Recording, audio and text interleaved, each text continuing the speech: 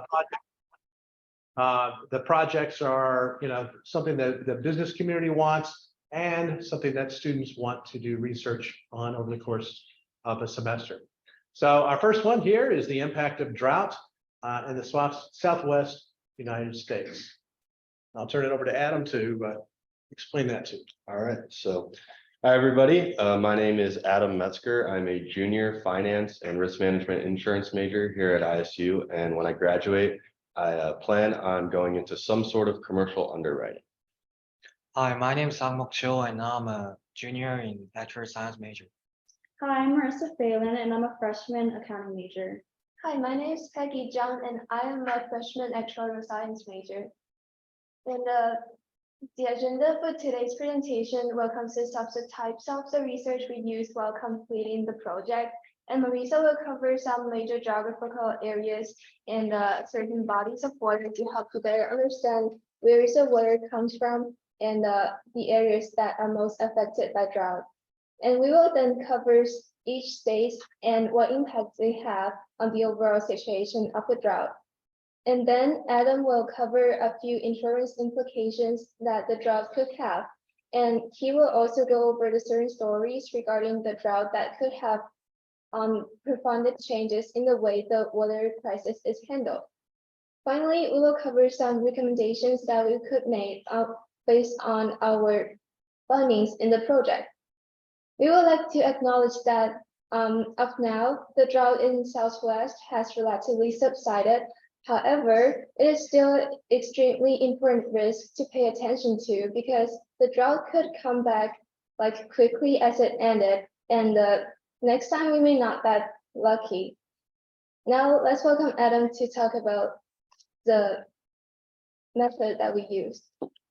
Sure. So we used three main methods of research: literature review, Google search, and data analytics. And so when we started this project 4 or 5 months ago, Verisk clearly outlined what questions they wanted answers to. And so for about 4 or 5 months, we worked on that spreadsheet with them, having weekly meetings. And so over the last week and a half or so, 2 weeks, we put together this presentation, added some answers from the Verisk information, and then also added some answers to questions that we had ourselves. And that is this presentation right now. So the major fresh bodies of water in the Southwest concede Lake Mead, which is the largest water reservoir in the United States, and it's in Nevada. It connects the Colorado River to the Hoover Dam and supplies water to over 40 million people. Next is Lake Powell, which is also connected to the Colorado River and is located in Arizona and Utah. Lake Powell also provides hydroelectrical power to over 6 million people. Next is the Great Salt Lake, which is located in Utah and contributes to roughly $1.3 billion to Utah's economy. The Rio Grande is also a major contributor and is located in Colorado, New Mexico, Texas, Mexico, with New Mexico relying heavily on the Rio Grande for irrigation. Next is the Colorado River, which runs through Colorado, Arizona, New Mexico, California, Nevada, and Mexico.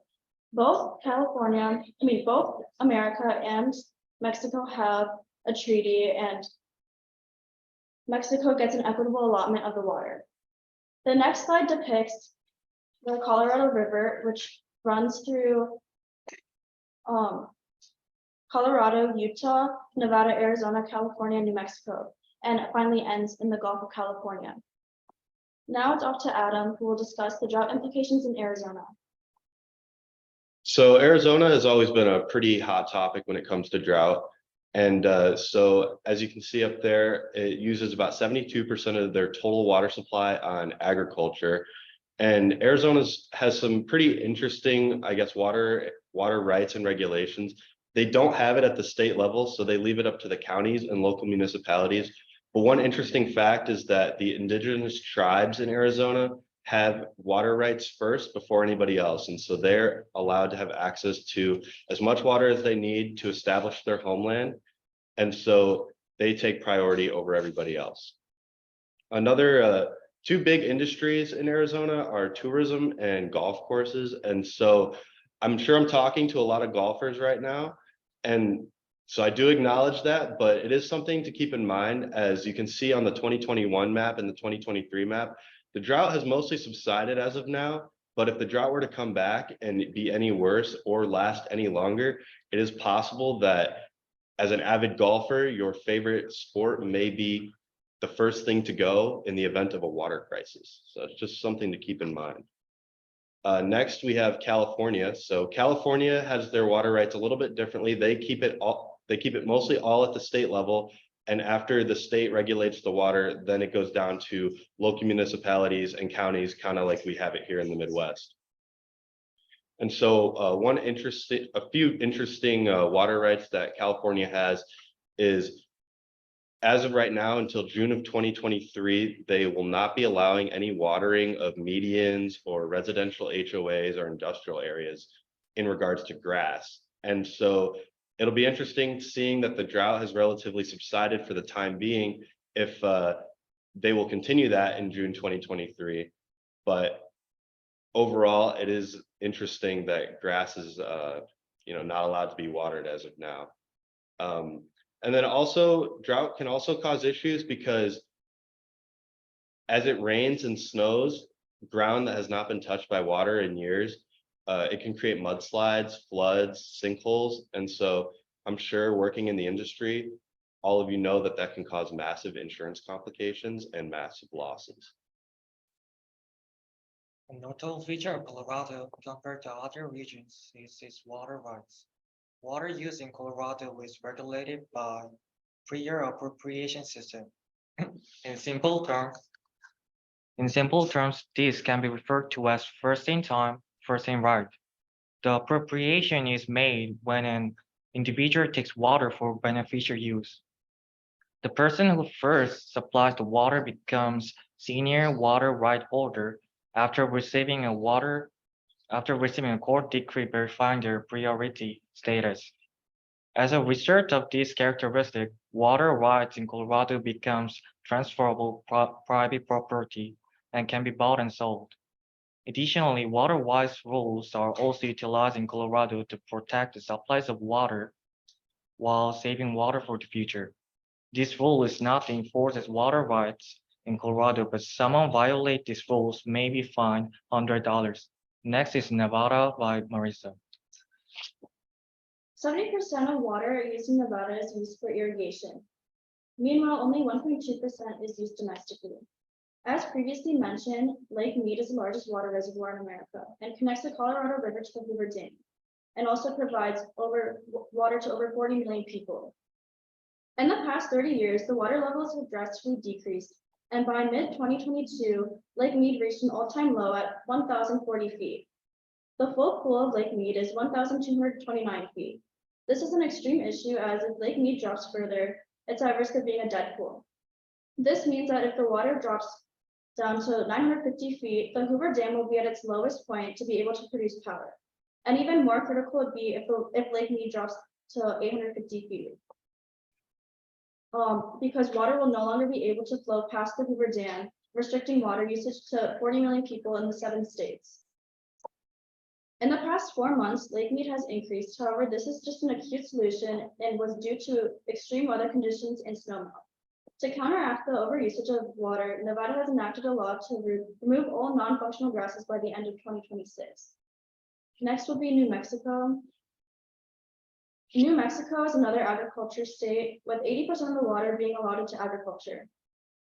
Much of the water is sourced from the Rio Grande, which is predicted to fall up to 30% by the end of the century. Texas has also been in a feud with New Mexico and has even filed a lawsuit stating that New Mexico has been using too much water from the Rio Grande. As previously mentioned, America also has a treaty with Mexico on the equitable share of the river. Thus, Mexico is granted 1.75 million acre-feet of the Rio Grande every 5 years. With the depletion of the river, this can cause turmoil between Mexico and the farms that rely on the Rio Grande to irrigate. Next will be Cho, who will discuss Texas. Texas has established water rights to address drought situation. For water usage for domestic and livestock purposes are exempt from regulation. Examples of exemption from water rights include washing, irrigation, and water recreation, including aquatic, and wildlife enjoyment. Like in other states, agriculture is the largest water-consuming industry in Texas, followed by manufacturing, which also utilizes significant amounts of water. If the drought has continued, manufacturing, a significant industry in Texas, should have been closely monitored. Next is Utah and Wyoming by Peggy. Utah and Wyoming are two states that are relatively similar industry-wise. And like most states, they have large water usage from agriculture, and then they also have mining, which use a significant amount. For irrigation, uses the data in 2022, according to Utah Geological Survey, Utah has 39% higher than average level across the nation for irrigation and 83% higher than national level for mining. While Wyoming has 44% higher for irrigation and 41% higher for mining, according to Wyoming Drought Monitor. Even though the states do not play a huge role in drought problem, they're still affected, so we feel like it is necessary to mention them. And then Adam will talk about the environmental insurance implication next. Okay, yeah, so now probably mainly what you're all here for is some of the insurance implications. So I'm assuming that a lot of people have heard of the Tubbs wildfire in 2017 that burned down 1,300 homes. However, if you haven't, here's a quick recap of what happened. So basically, the neighborhood of Coffey Park knowingly built homes in an area that was prone to wildfires. And their plan was to basically create a barrier around the neighborhood that had no brush or flammable material. And so the idea was the wildfire would burn all the way up to that edge of the neighborhood and then stop. However, they did not take one thing into account, which was wind. So what happened was the wind blew embers into the neighborhood and, like I said before, burned down over 1,300 homes. And so what we're seeing now is the residents of Coffey Park want to rebuild. And so what they're doing is they're using fire resistant materials such as concrete and metal roofs. And so I think an interesting insurance implication on this could be insurance companies might start to decide that, you know, we're only going to cover homes if they're built out of these materials, or if you knowingly build a home in a wildfire prone area, then we're just not going to cover you at all. So as an insurance company, it's important to think about these things because this was absolutely a catastrophic loss. Next are some social insurance implications. So I think one thing that would happen if the drought were to persevere and become terrible is in times of desperation, people are more willing to abuse an insurance policy. And so I think that if you're paying into your mortgage for years on end and your house is one of the only sources of equity that you have, and all of a sudden the fact that you have no running water in your house makes it completely worthless, you're going to feel stuck. And so you're going to feel like you have no other choice other than to extract value out of your home using the insurance policy, which ultimately would mean arson and burning it to the ground. It's unfortunate, but it is the reality of the situation. Another way that possibly farmers could abuse insurance policies is growing a crop that they know will not produce, such as more water dense produce, such as melons. And so they know that it's not going to produce, but they have crop insurance that will cover partially or all of their harvest. And so either way, they're going to get their payout. We're also seeing how a lot of farmers are starting to replace water dense produce with less water demanding plants such as beans. And so this will drastically change the import and export markets because we will no longer be supplying those water dense produce to the rest of our country, and we will be importing it instead. So we've already talked about a lot of water rights and water policies. So it's important to pay attention to some of these things because, I mean, we in the Midwest and on the East Coast, we don't think much of grass, but when you have Nevada and possibly Arizona even completely outlawing grass eventually, it definitely raises the question of should we be concerned about this? And so another thing that we could be mindful of when it comes to insurance policies is, as of right now, accidental direct physical damage does not constitute, or it does not include lack of running water in a policy. However, in the future, a large insurance company could decide that they're going to cover that. And so to remain competitive in such a competitive market, you would have to supply something similar or readjust your coverages and ultimately reevaluate how you do business.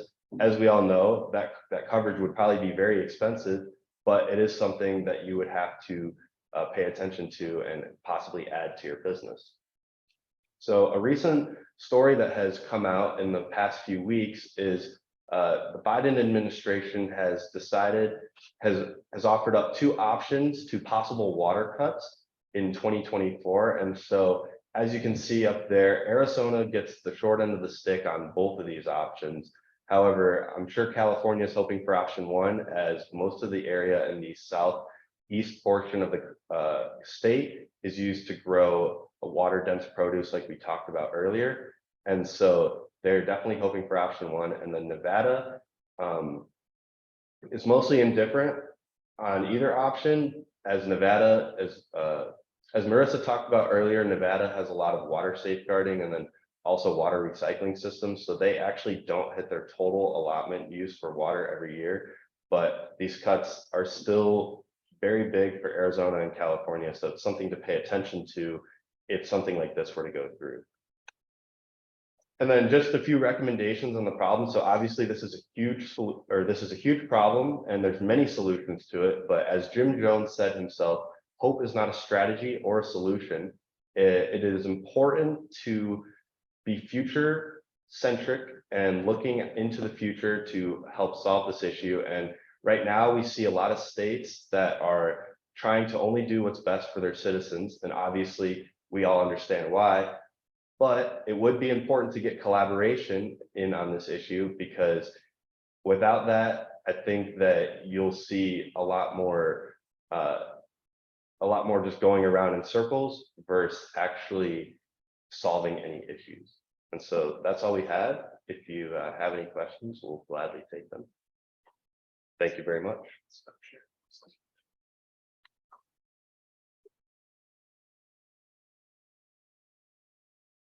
So we have time for maybe a question from the audience. If you have something that looks like Casey, you've got your hand up.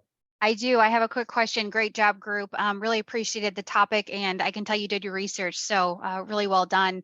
I'm curious if you dug into the fire-resistant materials you talked about for homeowners, and what that pricing looks like against non-fire resistant material, and also is that something that's available to all, or is it something where only folks in certain areas of the country could get access to that? I'm just wondering if you dug into that specific detail. So that's a great question. We didn't go too far into detail. However, from talking to people at conferences that have talked about this issue in the past, they have mentioned that it is way more expensive to use concrete or in metal roofing and stuff like that. As far as your question on if it's accessible to everyone, I would argue that it's not accessible to everyone because of the cost. However, if you had the money, I would assume that it would be accessible to everyone, as long as you're not violating any HOA type situations. So, but yeah. Okay, thank you very much. Great job again. Appreciate it. Appreciate it. Okay, well, let's thank the team again for their hard work on this, and I thought they did a great job. So good job. Thank you. The next team is actually on a related topic, but a little bit closer to home. They're going to be talking about how climate change is going to affect us here in the Midwest. So stay tuned for that. We've just got one quick change. We'll bring the team up and then we'll start right away.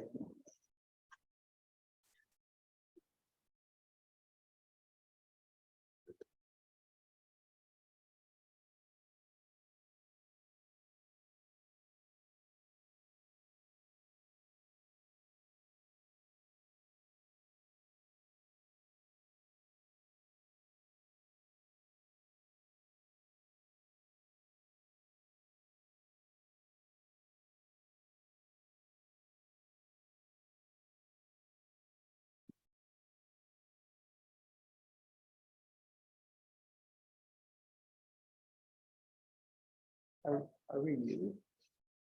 So let's see.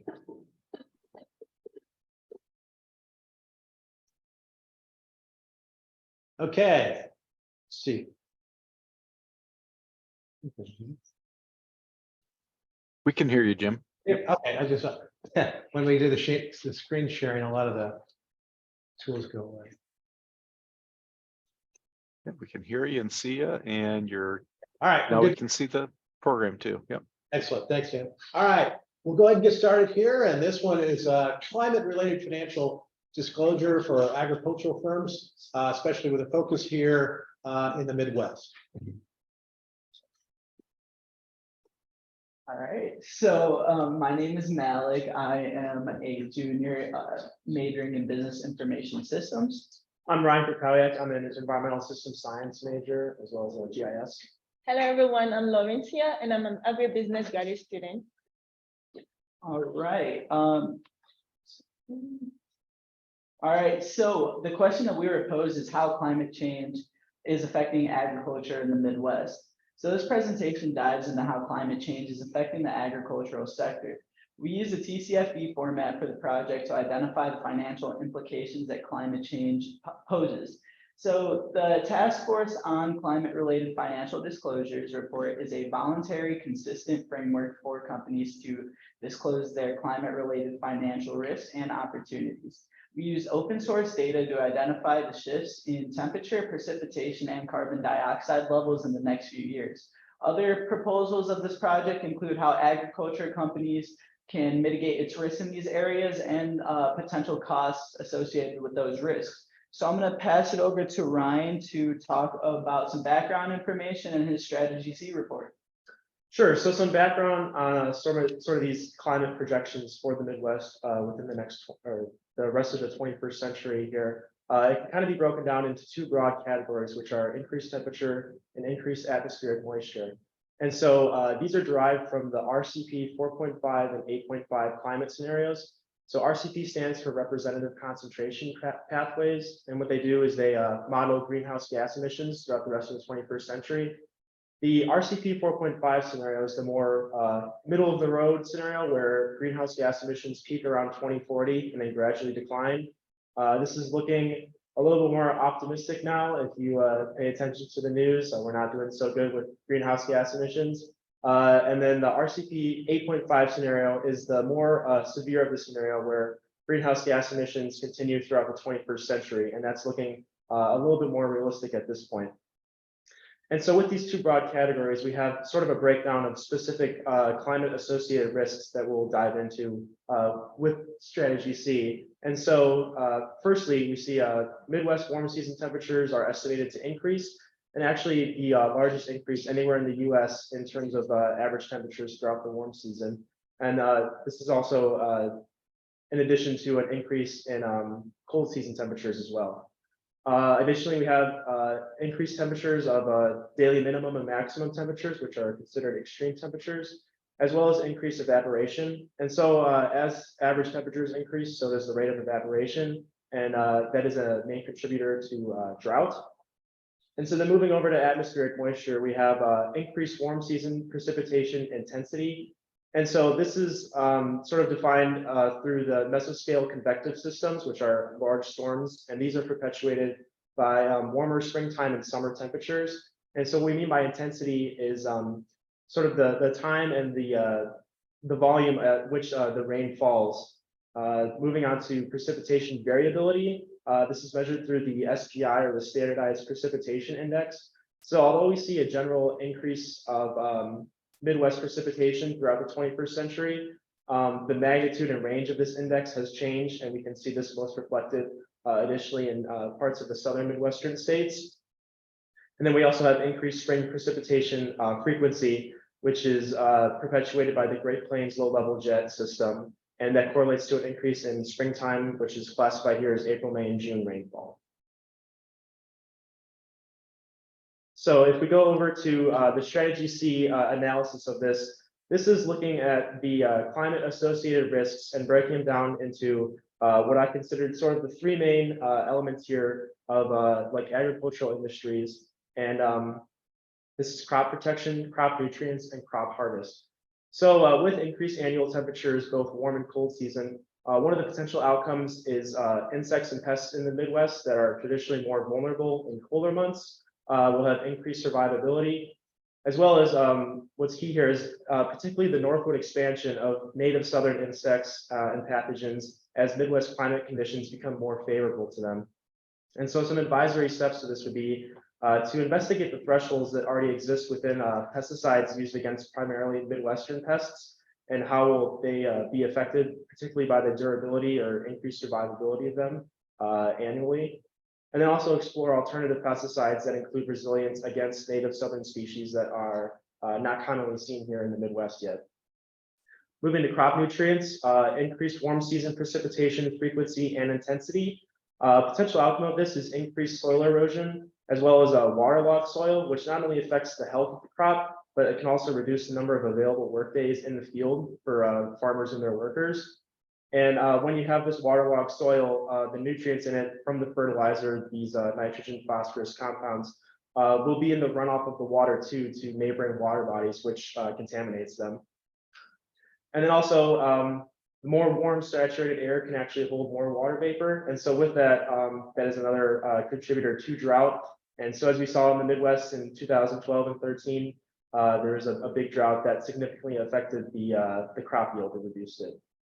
And so some advisory steps to this would be what's known as precision agriculture, specifically using drones to capture drone imagery, and using the shortwave infrared bands of that imagery to sort of visualize soil moisture and identify areas that are either have less soil moisture or more soil moisture, and use that as sort of a way to visualize the nutrient loss. And so moving on to crop harvest, we have increased humidity and high moisture conditions. And with that, that's more favorable towards store and grade pests. And so once the crop is harvested, it's stored and dried. And so pests that are more favored to high moisture conditions will be more suited to this Midwest predicted climate conditions. Additionally, any molds and toxins too that are more prevalent in the late growing season. But then with climate, it's obviously variable. And so you have also increased nighttime temperatures and average daytime temperatures in the late growing season. And so this has the potential to actually dry out the crops and have them reach maturity earlier, which would then be more suited towards an early crop harvest.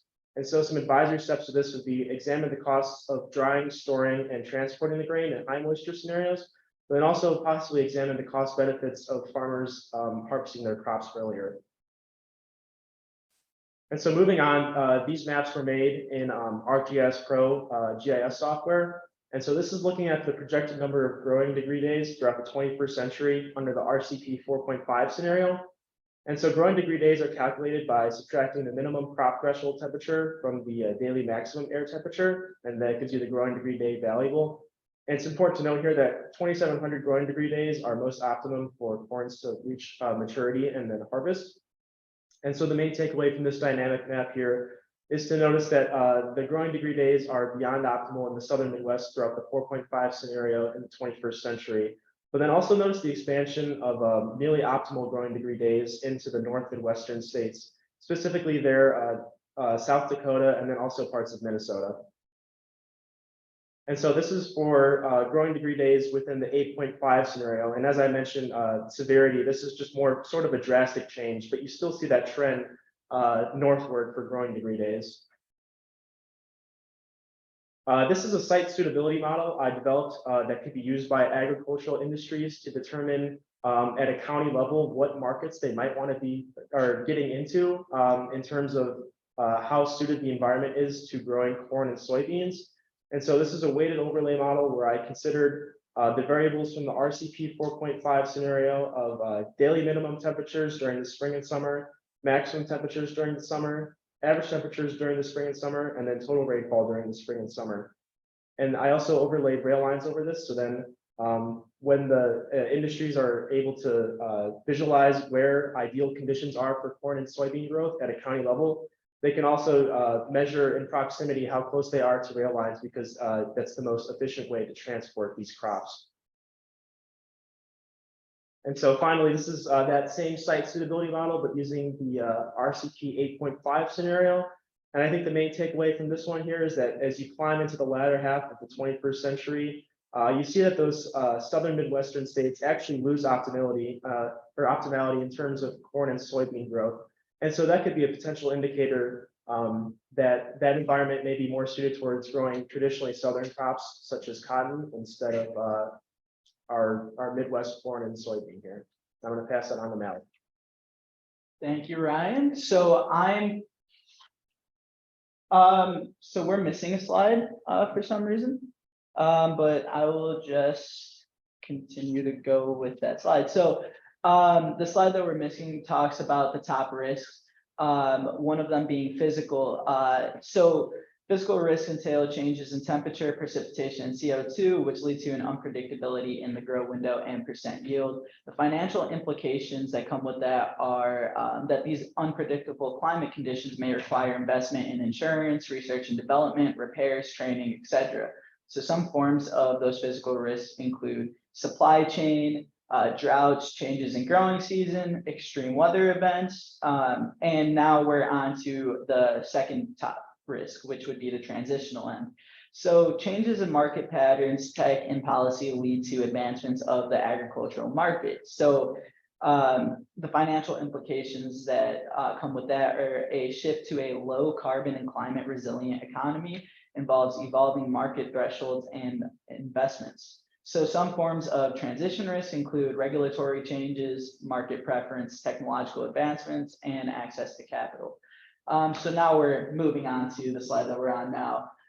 So the left half shows how climate change impacts agriculture, which Ryan talked about and Laurentia will get into even more. And the right side shows a graphic of precision farming, the technologies that what those technologies actually do. And we talk about that more on the digital twin slide. So a digital twin in agriculture is a virtual representation or simulation of a real-world farm or agricultural system. It integrates various data sources such as sensors, weather data, and satellite imagery with advanced analytics, artificial intelligence, and machine learning to create a comprehensive digital model of the farm or agricultural process. So this graphic is showing a lot of what precision farming actually is, what it does. For example, farm robots will result in less machine loss. You have better analysis, better predictive analysis of how much, for example, corn are we going to grow in what time, what our percent yield is going to be, and so on. This little graphic under that is just showing the agricultural value chain, supply chain, how from pre-production all the way to retail. So I'm going to pass this off to Laurentia to talk about the impact on financial performance. Thank you, Malik, for your presentation. So we know that most of the agricultural companies use machines that are powered by fossil fuels, and the major component of fossil fuel is carbon. So carbon being released into the atmosphere is going to react with oxygen and create carbon dioxide. And we know carbon dioxide is one of the major causes of climate change. So then to my first point, what is the impact, financial impact on agricultural companies venturing into carbon credit? So carbon credit is basically about companies being given a cap to produce carbon dioxide into the atmosphere. So every company has a cap of carbon dioxide they can release into the atmosphere. And we have a policy called the cap and trade policy. So when the company exceeds their carbon dioxide that they're supposed to produce in the atmosphere, they can buy carbon credit from other companies that were not able to meet their carbon emission cap. So that is venturing into carbon credit. And this is very expensive and is going to cause more financial problems to agricultural companies. Looking at the next one, looking into investing in electric equipment. So this technology is basically termed as voluntary carbon credits, where companies can reduce or avoid the emission of carbon dioxide by investing into electric equipment or reforestation. Now let's look at how carbon dioxide can affect plant growth. Okay, so rising levels of carbon dioxide in the atmosphere actually drives the increase of plants photosynthesis. From the graph on my right, you can see that from the years between 1982 and 2020, the global plant photosynthesis increased by 12% as a result of increase in carbon dioxide emission into the atmosphere. most crops such as wheat, rice, and soybean actually do well when there is increase in carbon dioxide. They can increase their yield from about 12 to 14%. Okay, so when it comes to seed germination, the temperature at which the seed germinate is very important. So we have the optimum or the best temperatures that seed can germinate or have a nearly 100% seed germination growth rate. That is about 92 degrees Fahrenheit. That's at the top there. And one of the temperature ranges that is worst for seed germination rate is about 92 degrees Fahrenheit.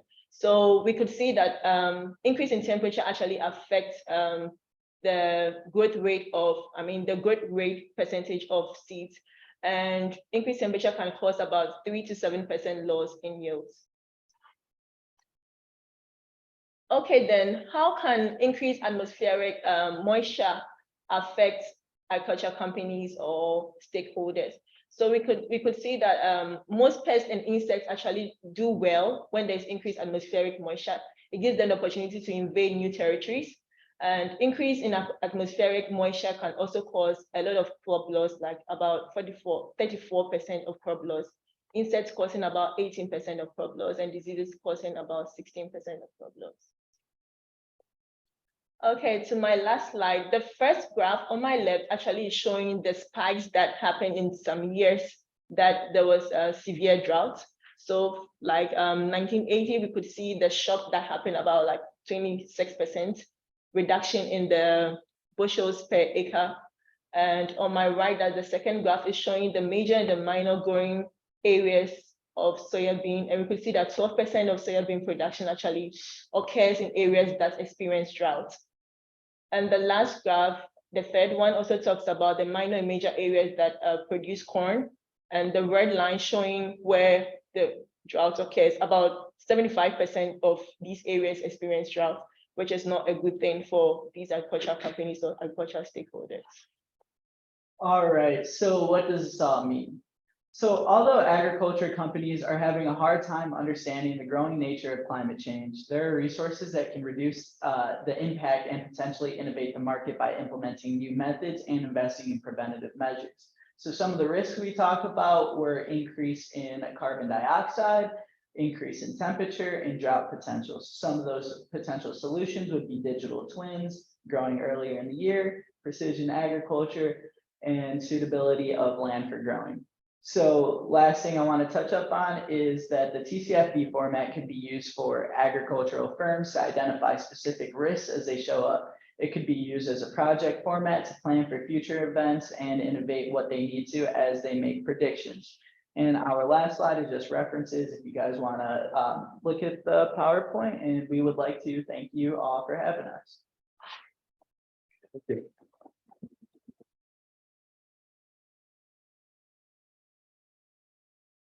Okay, we have a quick question. Or then because I realize we're getting close to being out of time. If not, we'll go ahead and thank our group. I know that you put a lot of effort into this and a lot of time went into it, and it was very valuable. And I think there are some local agricultural firms that will find this very, very useful. So thank you very much. Good job.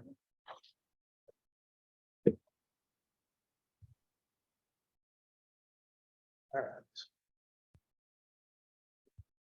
All right. Thanks a lot, Jim. Great job, students. Jim, any closing words before we wrap it up here?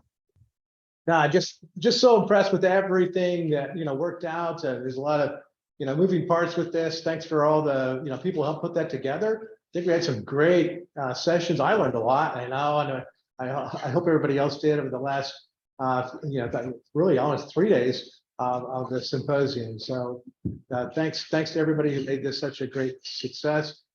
Had a good turnout, and a lot of people stuck around at the very end. Glad to see that. Thanks to the audience as well. So hopefully we'll be back next year. Great. Thanks a lot, Jim. And so many takeaways from this event. But I think the quote of the event comes from Meg McKean in the Believe Talent Recruiting and Retention panel, where she said, hashtag van life never going to be my jam. I think that one's going to stick with me for a while. So before we end the day, I have a few reminders. We've added a link to the survey in the meeting chat. So you can go ahead and click on it now to complete the survey. This will also be sent to you after the symposium in case you're not able to complete it now.